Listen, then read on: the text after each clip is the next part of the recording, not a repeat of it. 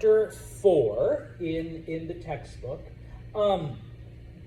Chapter 4 basically deals with the 1700s in colonial America, starting from the year 1700 up until around 1763, basically right on the eve of the Revolution and the Revolutionary War, and touching on some of the events that basically lead the colonies to rebel from England. Okay, now, of course, you know, in the chapters that we looked at, okay, we have covered the discovery and the settlement of the Americas, and then of course we moved on specifically to the settlement of various areas in what eventually becomes the United States, okay? And so by the 1700s, most of the colonies are already established and have a certain lifestyle, and through those years, we see three very distinct cultures kind of spring up, all right? In addition, okay, in a lot of the areas, especially in the South, we do see the beginnings, and then throughout the 1700s, the expansion of slavery and the slave trade, okay? And so, little by little, we begin to get, okay, these trading routes going from Europe, going from Africa to different parts of the Americas. Now, for our class, we're only concerned with what becomes the United States. So we're just going to mention the colonies, okay? And yes, okay, even though slavery was predominantly in the South, that does not mean it didn't exist in other parts of the colonies, contrary to, you know, what you may have heard before or maybe studied before, okay? There were slaves in what, you know, in other parts, even in New England, okay, number one. Number two, even if, all right, a colonial did not own slaves or use slaves, or, you know, if they lived in New England where there really was no purpose for them, it does not mean that the colonials didn't benefit, because maybe they traded, okay, in slaves. Maybe that was their business, was to, you know, move slaves around. They never owned them, but they did, you know, transport them. Also, when it comes to the different merchandise that the areas produced, how much cheaper is it if my tobacco supplier, okay, because I'm shipping tobacco from the colonies to England, how much cheaper is the tobacco if Maya doesn't have to pay her labor force because they're all slaves, okay? So I'm making money. Even though I don't own the slaves, I just ship tobacco from point A to point B, I pay less because, you know, doesn't have to pay labor. Or, you know, the rice plantation. Sorry, we have a rice grower here, and, you know, without having to pay slaves, then the rice is a lot cheaper than I can ship to Europe, to wherever, okay? So even if not directly involved, okay? And it is once again during this time, and I know I teach this in History of Civ, because slavery has always existed, okay? Once again, that doesn't excuse it, but it's always been a part of humanity. But originally, slavery was 2 cities go to war, or 2 countries go to war, the losers become the slaves. Okay, that's it. You lost the war, now you're my slave. Okay, type of thing. But it is during this time, once, you know, Europeans get a hold of it, and once we see the establishment of the colonies, that the term slave or the institution of slavery is now associated with skin color. And so the darker your skin is, then obviously you're a slave. Lighter skin, then obviously, you know, you're free, you're European, you're a slave owner, you know, type of thing, right? Now, some textbooks and some teachers refer, and this is in your textbook, refer to this as the triangle of trade. And on occasion I use that term, the triangle of trade, because you take slaves from Africa, you send them to the Americas, okay? And once again, yes, I know 95% of them went here, okay, but we're only talking about here, okay? And then from there, you know, tobacco, rice, later on, cotton, you know, all of those things go to Europe. And in Europe, they use it to manufacture different things, okay? Now, one of the things that these African slave traders really wanted were guns, all right? And so from here, okay, even though it just says manufactured goods, most of it was guns, okay? Come down to Africa, pick up more slaves, and then the whole, you know, thing just continues. Now, were those the only things? Well, no, I mean, and if you look closely, and once again, it is in your textbook, all right, lumber was traded, you know, sugar, you know, you can make rum out of sugar, so, you know, you traded in rum, you know, in New England it was fish, so, you know, you also traded in fish, you sent it, you know, different places, all of this other stuff. Was it only slaves out of Africa? Well, no, okay. There was gold, okay, so, you know, I'm gonna give you guns. Oh, sorry, you don't have slaves? Well, how about gold? You have gold, you can buy it. And, of course, ivory, okay? And I always have to ask, do y'all know what ivory is or comes from? Yeah. What is it, Dylan? It's like I almost want to say it's like keratin almost, but it comes from like the horns or like tusks of an animal. Like Yeah, okay, the elephant tusks. Okay. The problem is, of course, is that that's the only part they want, so they'll kill the entire animal and just take the tusks, and so they'll decimate populations, and so that's why, you know, elephants are pretty, you know, endangered and whatnot for hundreds of years, European.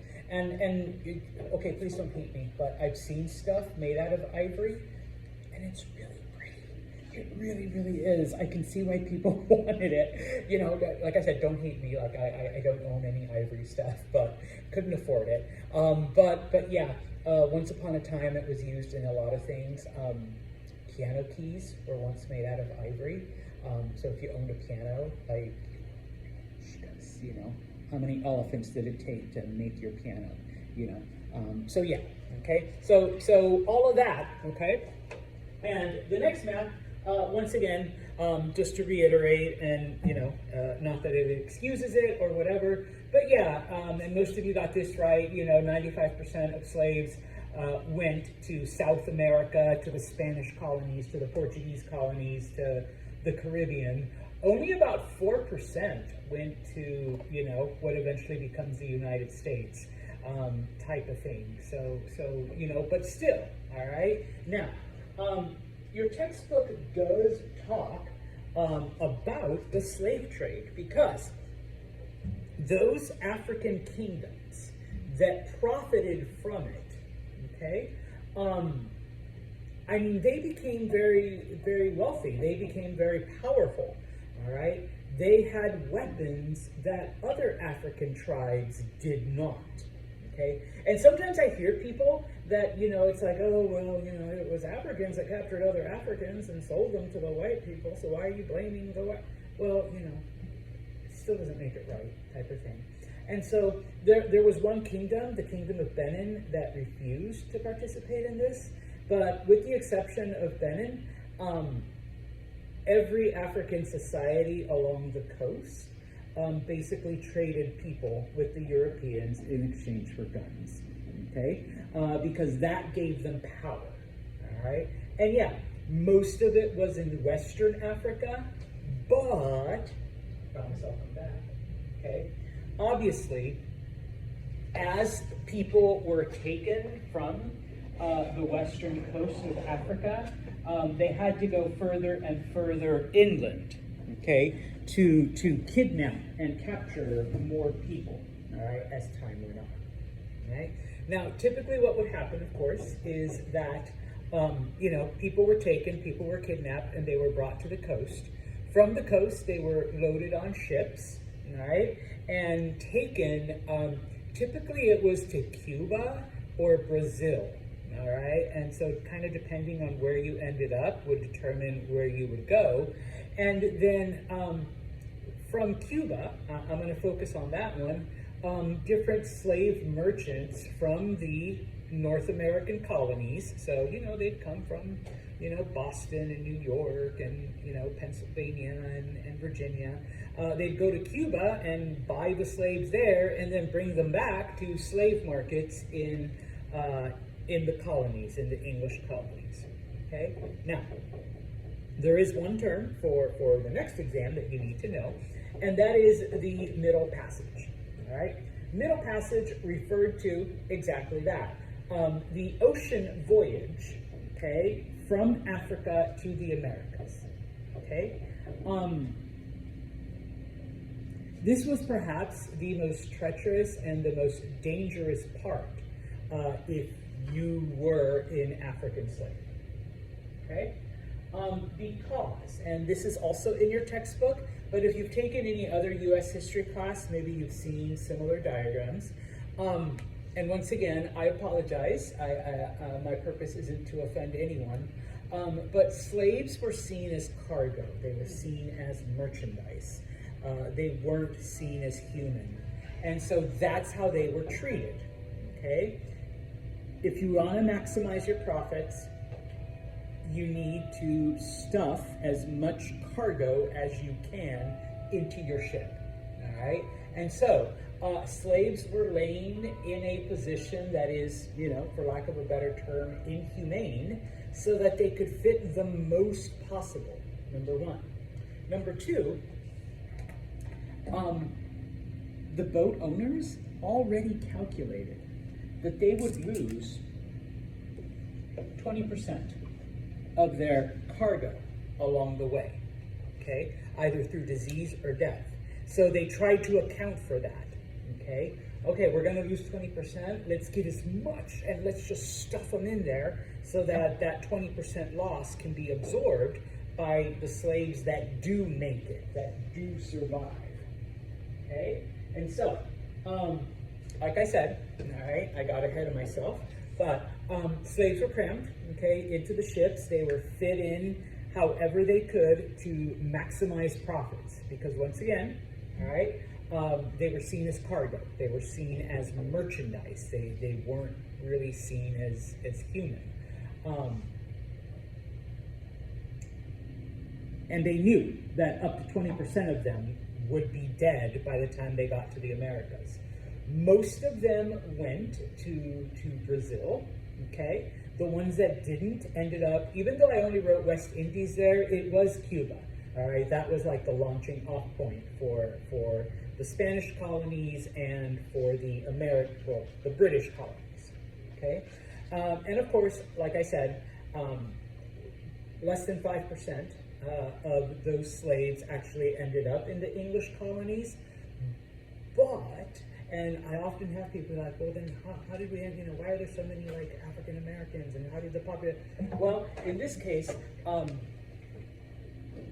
natural reproduction, okay? Because as you recall, part of what we talked about in chapter 3, many of the old laws that allowed slaves to either buy their freedom, okay, or if they converted to Christianity, they were freed, or if,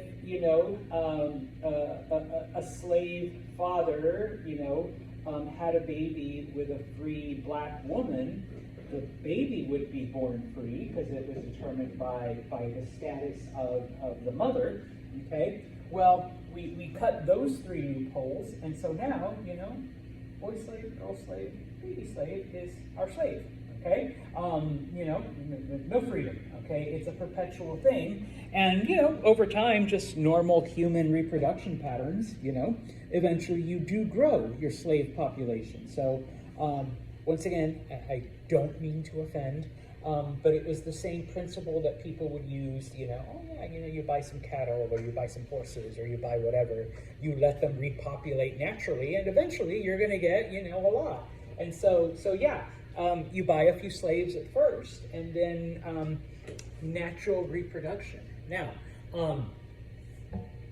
once again, does not excuse it, but the reason why this worked in the English colonies and not in like Brazil or the Spanish colonies is because slaves were actually treated better in the English colonies than they were in some of the other places. In places like Mexico and Colombia and Bolivia and stuff like that, and Brazil, slaves were literally worked to death, okay? Because to them, it was like, yeah, we can just go to Africa and get more. No big deal, all right? But whereas here, in the English colonies, they were seen as an investment, okay? Now, all right, I do want to show you, I'm going to stop this, and hopefully I hate it when it does this. Okay. Give me like 2 minutes here. Where are you? No. Oh, there it is, settings.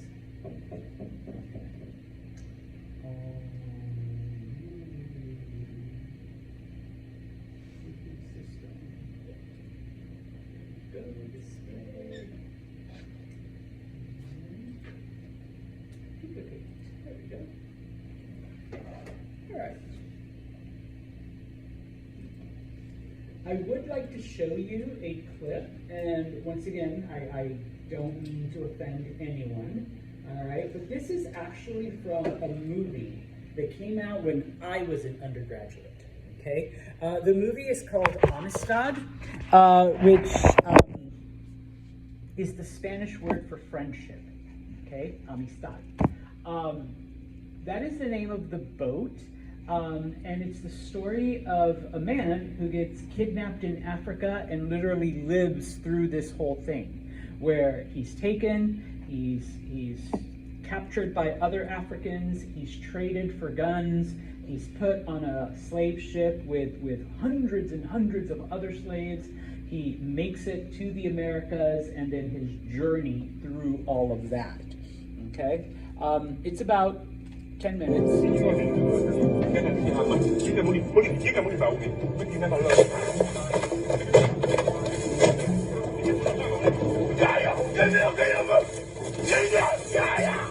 And there are some graphic scenes, I will warn you.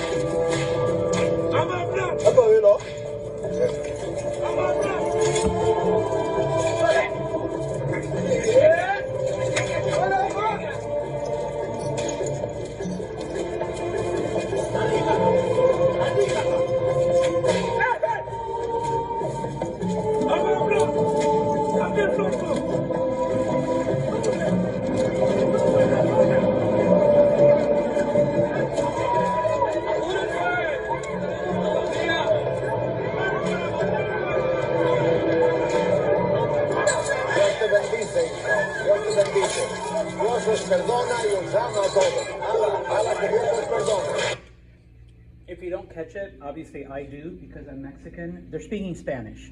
So these are Spanish slavers, okay? And the priest is basically baptizing them so that if they do die, any Catholics in here, what happens to their soul?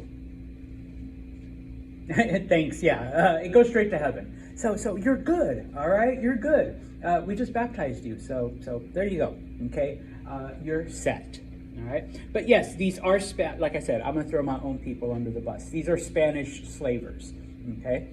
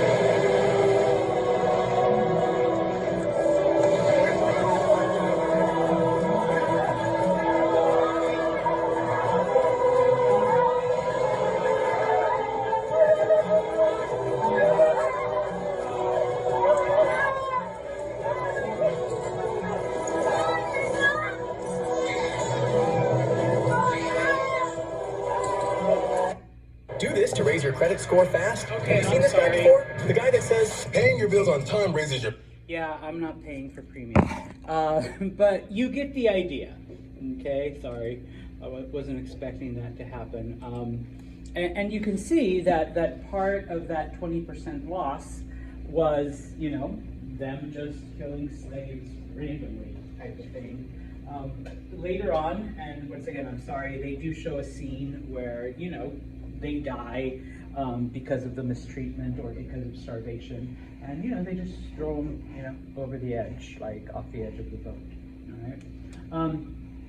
The movie came out in 1997. Every now and then I have students interested in it. It's called Amistad. So if you ever want to watch it, you know, I'm sure you can find it somewhere. I still have it on DVD. So yeah. But it actually was a true story. It actually happened because it was, I'll tell you right now, just a little bit of spoiler.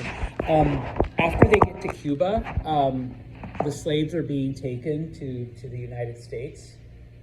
And they rebel. They kill off the Spanish and they take over the boat, and they end up, I want to say Rhode Island, somewhere where, like, you know, the people are like, you're free, don't worry, like, you know, you're okay now. But then the Spanish government sues because they're like, well, one, the boat is ours. Number two, your property. You need to come back to Spain, type of thing. And so that's like the whole thing where the Spanish government is trying to sue because the slaves are considered property, you know, along with the ship, you know. So it's like, you know, America, you can't keep the boat and the cargo. Whereas because of where they were, you know, it's like, well, no, there's no slavery in Rhode Island. So, you know, we can't give it back to you, the people. You can have the boat back, but it's empty. And so, yeah, you can watch the movie. It was just to illustrate the awfulness of the Middle Passage. Okay, now in the South, okay, we're going to focus on the Southern colonies. We do get, okay, 3 slave systems in the South, because just because it was slavery does not mean it was identical in every part where it existed. Okay. In the Chesapeake, which was basically Virginia and Maryland, slavery was used for tobacco. All right. Tobacco was a difficult crop. Tobacco, you know, required a lot of labor. Okay. Those areas are very hot and humid, so, you know, you needed a workforce that you could throw out there and do your thing. Okay. In South Carolina and Georgia, all right, they grew rice. Tobacco didn't really grow all that well there, but they did discover that rice did. And so there, slaves were used to grow rice. Now, once again, rice is a very labor-intensive crop, especially when you're growing a lot of it.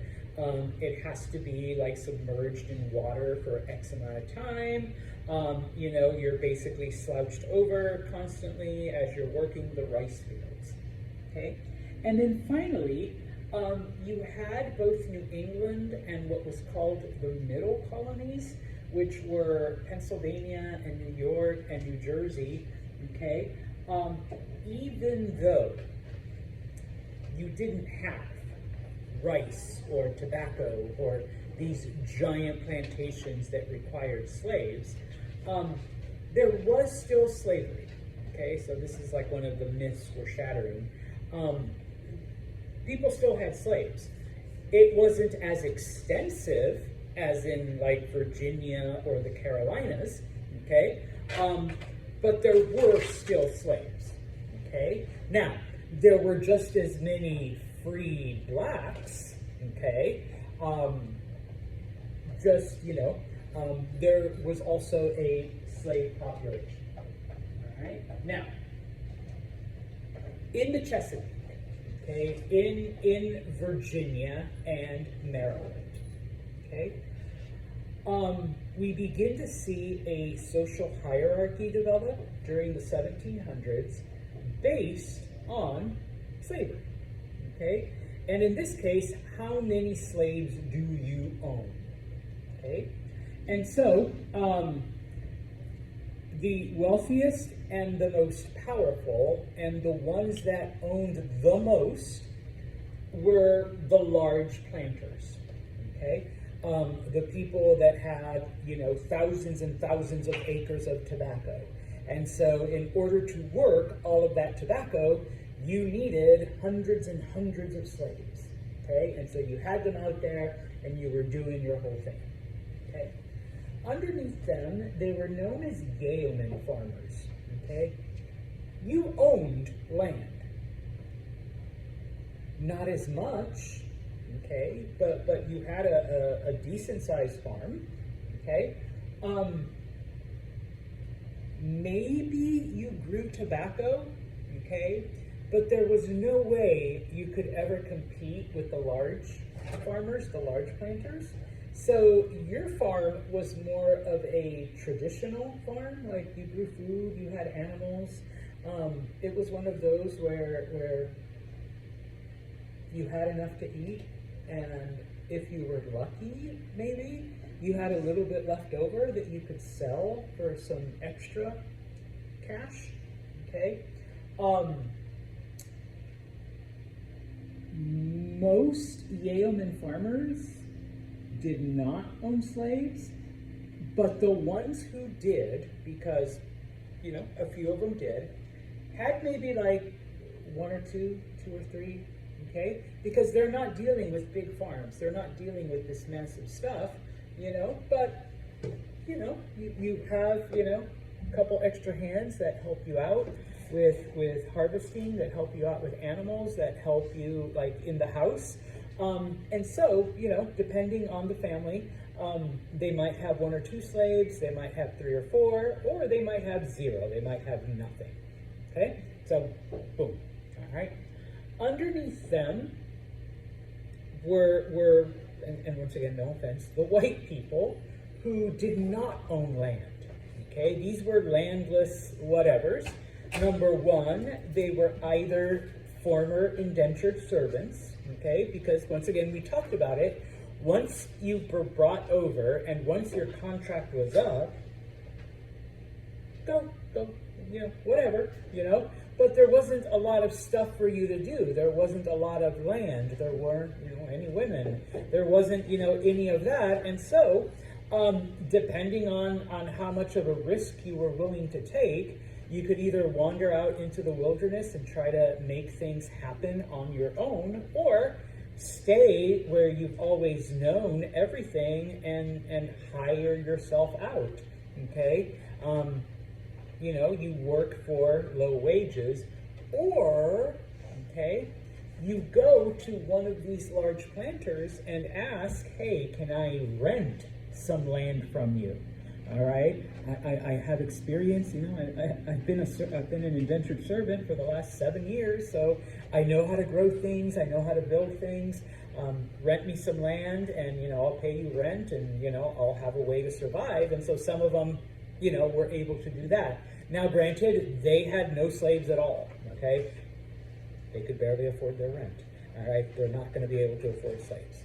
Okay, and of course, at the very, very, very, very bottom were the actual slaves. All right, no rights at all.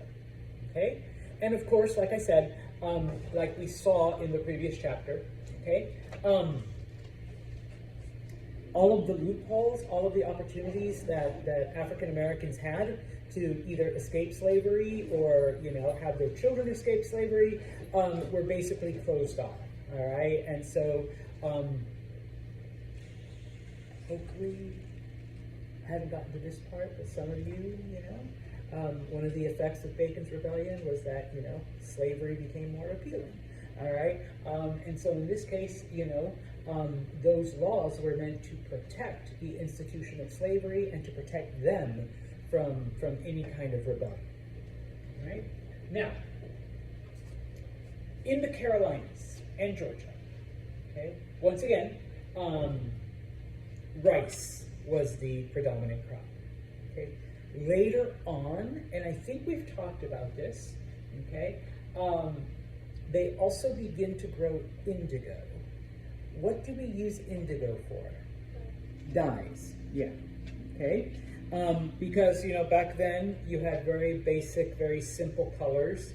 All right.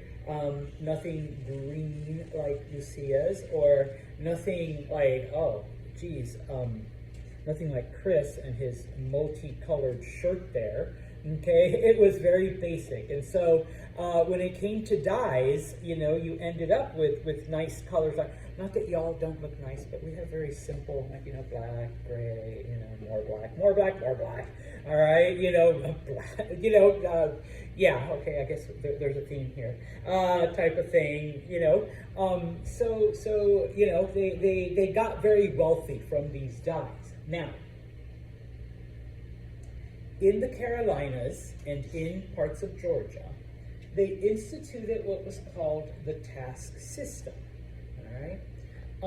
Whereas, and I'll back up just for 2 seconds, whereas in Virginia and Maryland, it was a much more strict system, because, you know, that's where Bacon's Rebellion happened. That's where, you know, they had slave uprisings.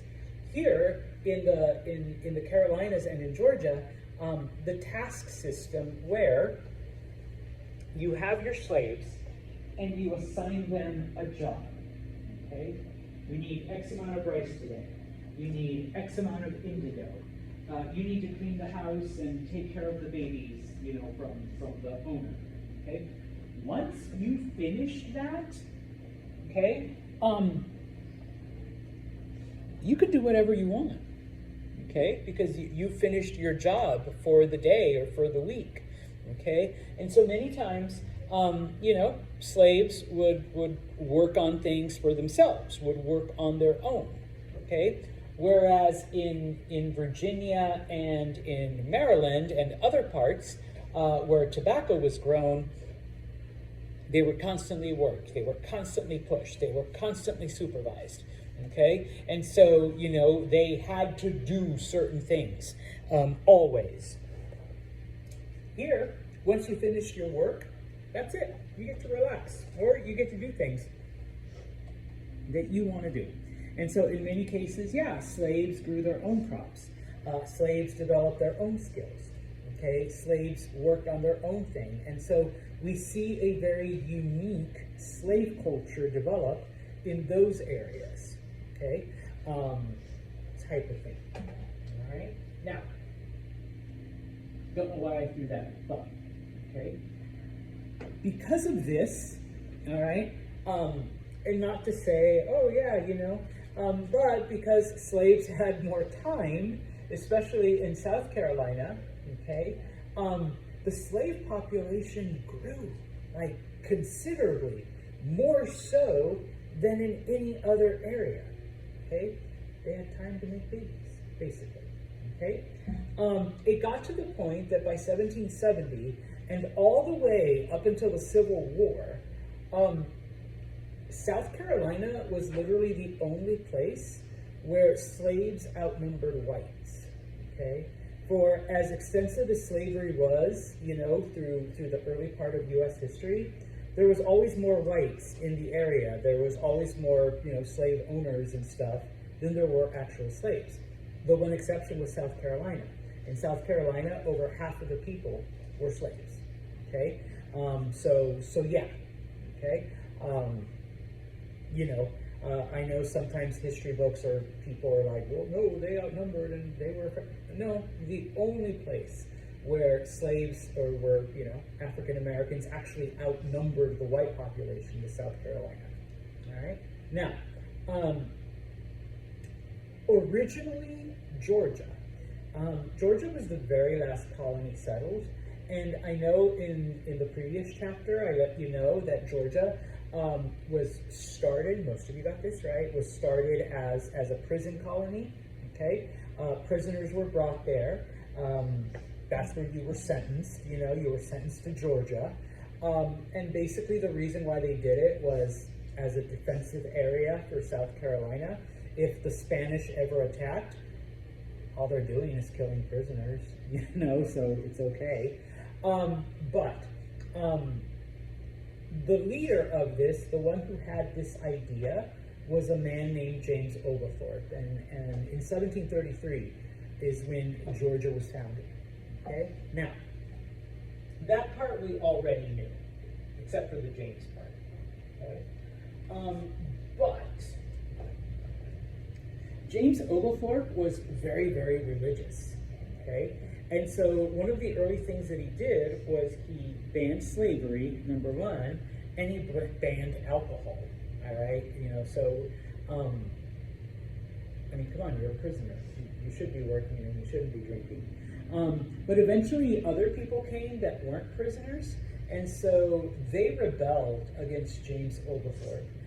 They're like, no, if we're going to live in this, you know, like hot, humid, shitty area, all right, number one, we don't want to do all the work, all right, you know, especially if we're going to start growing rice and indigo and some of those things that they're growing up in South Carolina.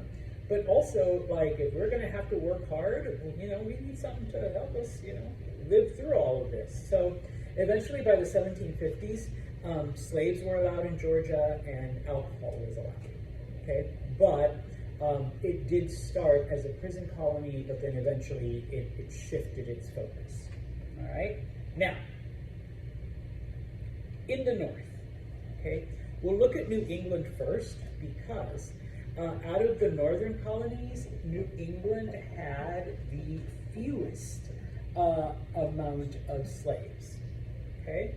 Remember that in New England, and the one or two that I've read, you guys did good, they came more as families, okay? So men, women, children, okay? The farms were smaller, all right? So you really didn't need slaves, okay?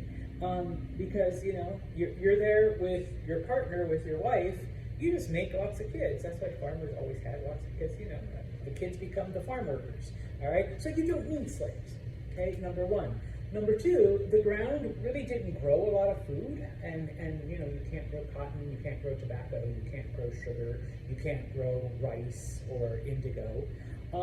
So other things were created in that area, and once again, it did not require slaves, all right? So now, once again, that's not to say that there weren't any slaves in New England, there just weren't that many, okay? Because of this, okay, the laws towards slaves, you know, in the North weren't as harsh. And so you could still find ways to buy your freedom. You could still find ways to gain, you know, more liberty. You could still, you know, convince a slave owner that, okay, how about when you die, my children are free, or whatever, and it would happen. Okay, now, where you do see quite a bit of slaves, and once again, not a lot of textbooks mention this because people like to think that, oh, the North was great and the South was horrible. But there were slaves, once again, in places like New York, right? And here they're talking about New York City and Philadelphia. The people that actually built a lot of the early buildings were slaves. Okay, so slaves were bought, slaves were brought up, and used as labor, right? Because obviously it's going to be a lot cheaper to build a city if you're not paying your workforce, okay? So you bring in slaves, okay? And so a lot of the older parts of a lot of our major cities along the East Coast were actually constructed by slave labor, okay? Later on, we'll talk about how the White House was predominantly built by slaves, okay? Because once again, it's a lot cheaper when you don't have to pay your workers, okay? And so there's a reason why those cities grew really, really fast, okay? So once again, just because, it wasn't as widespread as the South doesn't mean that there wasn't slavery in the North, all right? And so, this is actually from, no, this is from a different textbook. I was going to say, just look it up. No, it's from a different textbook, but I do have it on my slides, and it shows basically the percentage of population that was slaves and the number of slaves that actually lived in each colony right before the Revolutionary War. So even though, let's say in New Hampshire, oh, Santos, there was only 650 slaves in New Hampshire. Okay, yeah, but what are they making those 650 people do in a cold, desolate area like New Hampshire? Okay, type of thing. And yeah, okay, so, and the funny thing here, even though Virginia had almost 200,000 slaves, percentage-wise of the population, it was only 40%. Whereas South Carolina, they had 75,000 slaves, but it was over 60% of the population. So, there were more blacks than there were whites in South Carolina, but that's literally the only place where something like that happened, okay? So even like I said, even in Massachusetts, you still had slaves, just not as extensive, okay? This is from your textbook, okay? Because as we mentioned, all right, the anti-slave rules and the slave laws got more and more strict over time, okay? And you would see ads for runaway slaves, okay? And if you can't read it, that's okay, I can, all right? I know, it's in cursive and it's old English, okay? So ran away on the 13th of March last, a mulatto fellow named Cyrus, who lately belonged to Messrs. Moraine and Williams of Port Royal. Whoever secures or brings the said fellow to me or to Mr. David Brown of Charleston, shipwright, shall have 20 pounds reward and the charges allowed by law. And whoever gives me information of his being employed by any person, so that he may be convicted thereof, shall upon such conviction have 30 pounds current money paid by him. So apparently a slave named Cyrus ran away, and so if you tell me where he is, I'll give you 20 pounds, all right? If you know that somebody else has him now, I'll give you 30 if you tell me. Of course, we have to convict him of theft, okay? Because once again, remember, slaves were considered property, and so if Maya has my slave and is using that slave to work, she stole my property. And so property theft is a crime, okay? So we're going to sue her, we're going to convict her of theft, and if Ashley's information turned out hey, Santos, I saw Maya with your slave, then you get the 30 pounds, 10 more pounds than before. Do you have a question, or are you just stretching? No, I didn't know. Oh, okay. All right. I thought I saw your hand. All right. So yeah. Okay. Now, moving away from slavery. Okay. Despite the fact, and I apologize. It's not really a part of the lesson. I know I've been saying England up until this point, but after 1702. It's no longer England, but it's Great Britain. That's when the Act of Union happened, and it united Wales and Scotland and Ireland, and so it becomes Great Britain, and it's not just England anymore. All right, so I apologize. I don't know if your textbook mentioned it or not, but I just did. Okay, 1702.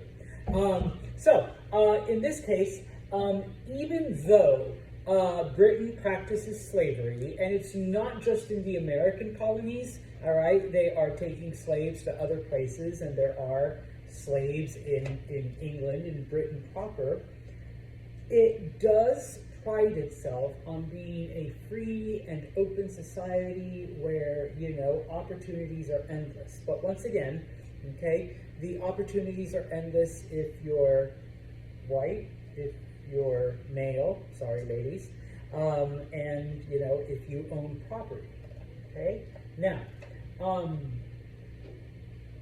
by this point in time, okay, and most of you got this right, okay, England had started its rise to power in 1588 after it defeated the Spanish, okay? The Spanish begin their decline, but by the middle 1750s, okay, the British were pretty powerful, all right? They were basically the most powerful country on the planet, all right? A close second is France, but the British had a better navy, and the British had, all of these things going for them. And so they took pride in a lot of things, all right? They had rules of law, okay? They had a legal system that, yes, they have a king and all of that, but they had parliament, they had lawmakers, they had a legislature, they had courts. So they felt themselves to be a little bit more advanced than some of the other monarchies, okay? English had replaced Spanish as, an important language.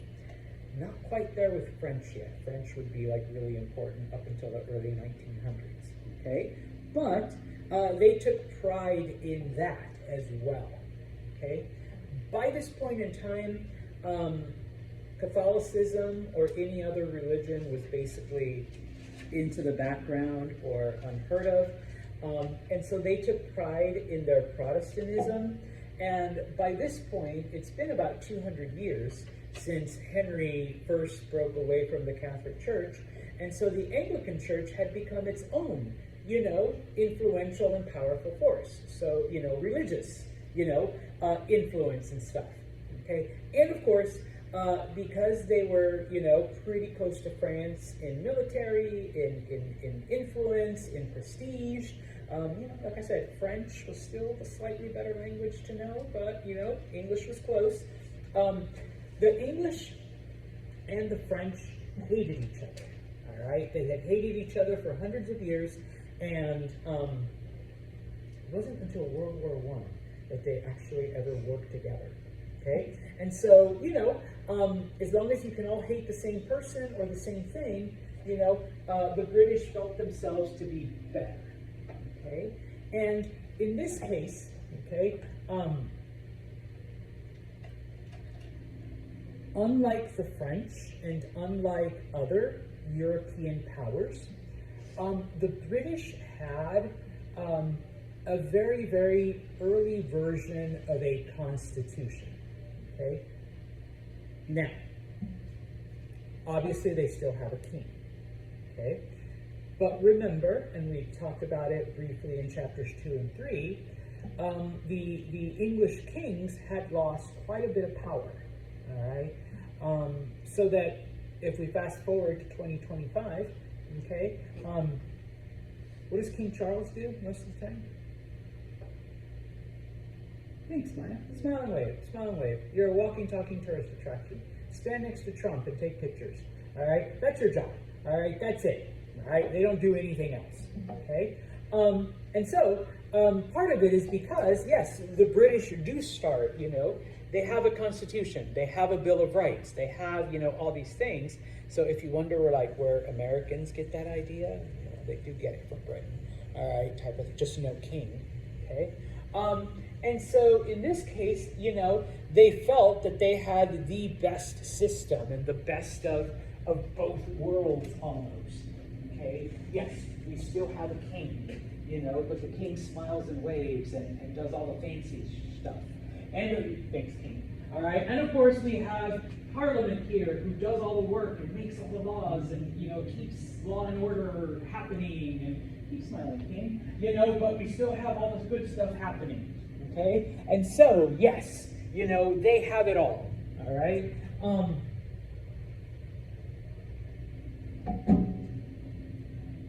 The colonies felt that they were a part of that as well. Okay? We also have it because we're still British citizens. Okay? Now, the reason why I bring that up is because, okay, the colonies were hundreds of miles away. Okay? Not like today, I sent Ashley here a DM or a text or whatever, and she answers it right away, blah, blah, blah, okay? You send a message from the colonies, hey, we need your advice.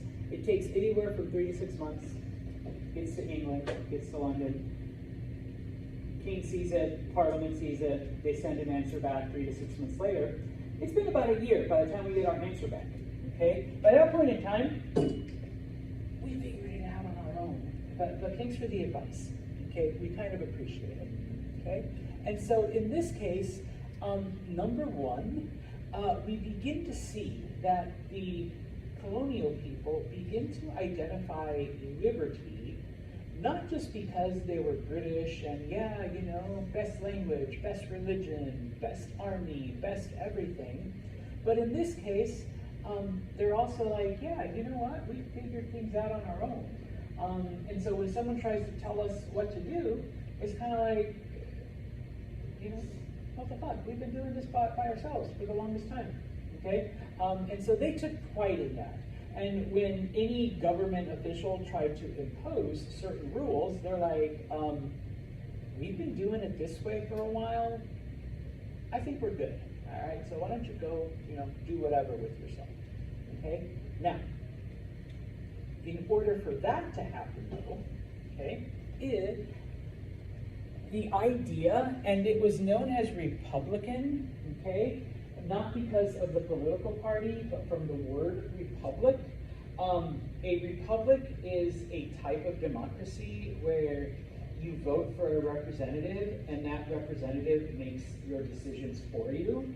And if that representative doesn't do their job the way you want them to, then you vote and you choose a new representative. Okay? Now, obviously, if we are far away from Britain and we can't wait all the time for them to answer our questions and to give us advice, then I'm going to pick 3 representatives here, and you guys meet and make the decision. Okay? That's known as a republic. So in this case, republicanism, it's like, okay, we need 3 representatives. Oh, these 3 volunteer. Okay, yeah, we'll do it. We'll get together, we'll talk, we'll come up with a decision, and then we'll tell the rest of you what we're going to do. And people are like, okay, perfect. We don't even need to write. I mean, we might send a letter to the king saying, yo, king, this is what we decided, But beyond that, our Republican form of government, our representatives, they're taking care of it, okay? Now, of course, it was typically the wealthy, because kind of like today, you really can't afford to be in politics unless you're, rich, type of thing. And so back then, it was still kind of a thing there, all right? Now, at the time. Okay? And I suppose this is how all politicians start. Maybe I'm being too naive, or maybe I've just been jaded by But people should do this because they are sacrificing their own desires to better life for everyone. Okay? Or at least that's the ideal when it comes to Republican forms of government. All right? Maya did not volunteer to be our representative because Maya was looking to get rich off of politics, because that's where all the money is, and you get kickbacks, and, okay, maybe that's how people do it today. But Maya volunteered because she's like, I want to help my fellow citizens. I want to make sure that they have, what they need, and, clean water and food and, opportunities. And so I will set aside my... Good thing I'm already rich, says Maya, because I can take a break from my farm or from my whatever, spend time, in government, because I have my own money, I'm independently wealthy. And then once that's done, once I've done that, I can just back away and go back to what I used to do, all right? And then somebody else can, maybe Chris decides to volunteer to make society better, okay? Or at least that's where it's supposed to be in, okay? Now, in Britain, okay, even though the king doesn't have a lot of power, and even though Parliament handles most of the governing, in the 1700s, Parliament was ruled over mostly by the nobility, the people that inherited their title and their land and all of that stuff. When it came to voting, okay, those people had very little power, all right? Now, fast forward to 2025, it's actually the opposite. People that are voted in literally control the British government, and the people that inherited their title, they're just there. They're almost as bad as the king. All right, I mean, they do make a couple decisions, but and the difference is they're both called, one's called the House of Commons, one's called the House of Lords. Back then, the House of Lords controlled everything. The House of Commons did very little. Today, the House of Commons, which are the elected ones, they control everything. The House of Lords, I mean, they get to wear those cool wigs and the robes and stuff, and they get to sit there and be like, hey, we're here. But they don't really make important decisions. I mean, maybe one or two, but not really. Okay, definitely more than the king. Anyways, in Britain, 1700s, it was associated with just a very minor movement, all right?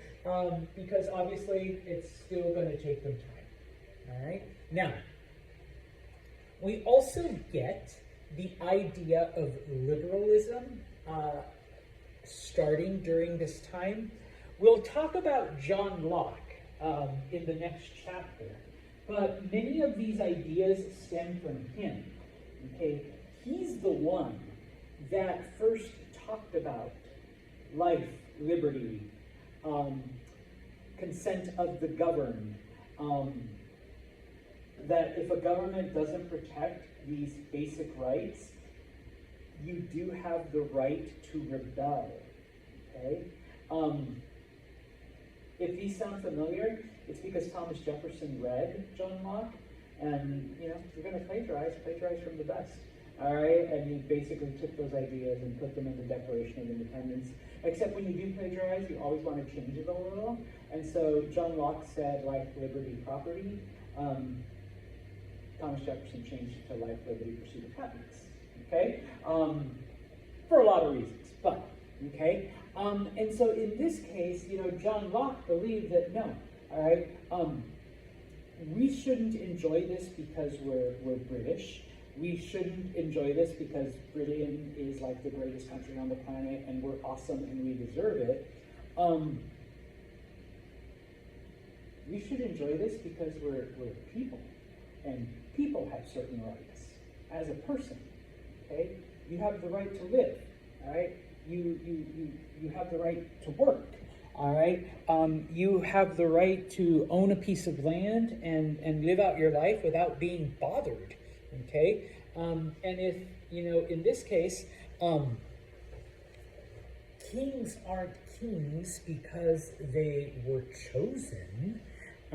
Kings aren't kings because they're just better than you. Kings are kings because we allow them to be, us, the people. And if we don't like them anymore, and if they're like doing, stupid shit, then we should be able to overthrow them, okay? Because we're the ones that allow them to do what they want to, all right? Like I said, we'll talk about this philosophical and liberal movement, but a lot of it stems from John Locke, okay? And Thomas Jefferson read him and said, hey, this shit sounds good, all right? Come on, write it down too, okay? And take those ideas, okay? We'll stop with this one, okay? Now, of course, yes, John Locke says all men are created equal, but he was literally talking about men. Sorry, ladies, okay? And those of us that have darker skin, he was talking about white men, all right, are created equal, all right? And so there were a lot of people who were excluded from these ideas, but the important part, of course, is that it got people to think, all right? Because up until this point in time, and I know I picked on Allie here, we have the king. And why is Allie the king? Because Allie's father was the king. And why was he the king? Because his father was the king. Okay? And that's it. And it's because the gods chose the king. By this point in time, though, people are like, really? Like, no, that makes no sense. Because, no offense, you've been a terrible king. So you're going to tell me that God chose this horrible king to be our ruler? No. All right? There's got to be more than that. And so, yeah, John Locke's ideas were like, well, no, we have allowed Allie to be king because we just have. All right? And so, we need to then pick a better form of government. Okay? But, yeah, white property owning men. Okay? But once again, the fact that we're already challenging and questioning, why are we allowing this person just because they're the oldest child of the oldest child of the oldest child, okay, is already like a start that eventually leads to everything else. And so the idea of republicanism, we pick representatives because we no longer believe that the oldest child of the oldest child of the oldest child is the best system of government, okay? We are picking a representative and another representative and another representative to get together and come up with solutions, okay?